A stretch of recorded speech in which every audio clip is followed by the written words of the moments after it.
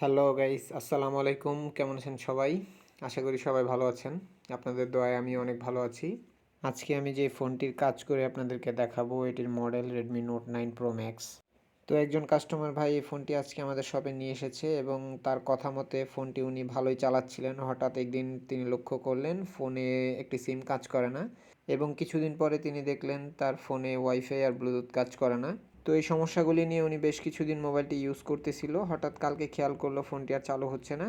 তো উনি রাতে ফোন রেখে ঘুমিয়েছে, সকালে উঠে দেখে ফোনটি আর চালু হচ্ছে না। তো উনি চার্জে দিয়ে দেখেছে, অনেকভাবে চেষ্টা করেছে কিন্তু ফোনটি চালু করতে পারেনি।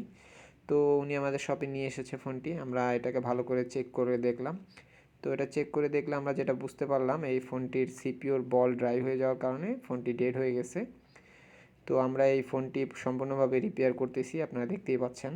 ইদানিং সময়ে আপডেট ফোনগুলিতে এসব সমস্যা সচরাচর হয়ে থাকে, যেমন রেডমি নোট সিরিজ অথবা পোকো সিরিজ অথবা অন্যান্য কোম্পানির কোনো আপডেট ফোন ইত্যাদি ইত্যাদি। এই সকল ব্র্যান্ডের ফোনগুলিতে ইদানিং সময়ে এরকম সমস্যা হয়ে থাকে। আর আপনারা যদি এরকম কোনো সমস্যা পেয়ে থাকেন, অবশ্যই আমাদের সাথে যোগাযোগ করতে পারেন। ইনশাআল্লাহ আমরা সম্পূর্ণরূপে আপনাদের ফোনের সমাধান করে দিব। তাছাড়া অনেক কাস্টমার ভাইদের কাছে জানতে পারি যে তারা অনেক টাকা দিয়ে ফোন রিপেয়ার করিয়ে থাকেন। তো আপনারা যদি আমাদের সাথে যোগাযোগ করেন, অবশ্যই আমরা স্বল্প খরচে আপনার ফোনটি মেরামত করে দিব।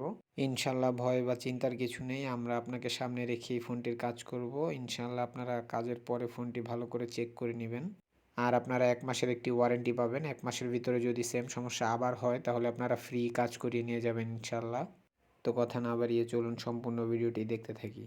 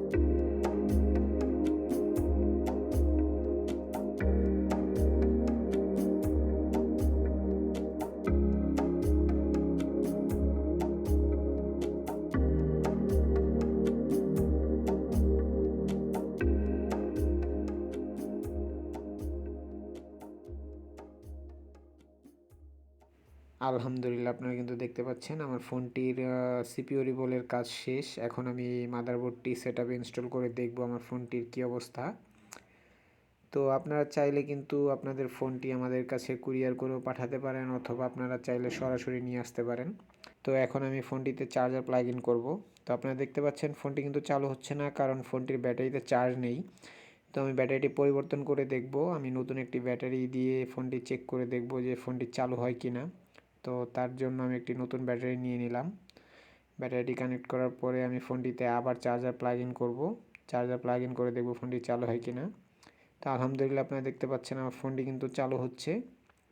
তো আমি ফোনটি সম্পূর্ণরূপে চালু করে দেখব ফোনটিতে ব্লুটুথ আর ওয়াইফাই কানেক্ট হয় কি না। তো কাস্টমার কিন্তু আমাদের কাছে ডেড অবস্থায় নিয়ে এসেছিলো। আমি ফোনটি ইনশাআল্লাহ আগের রূপে চালু করেছি। এখন আমি ফোনটিতে সব কিছু এক এক চেক করে দেখব সব ঠিক আছে কি না।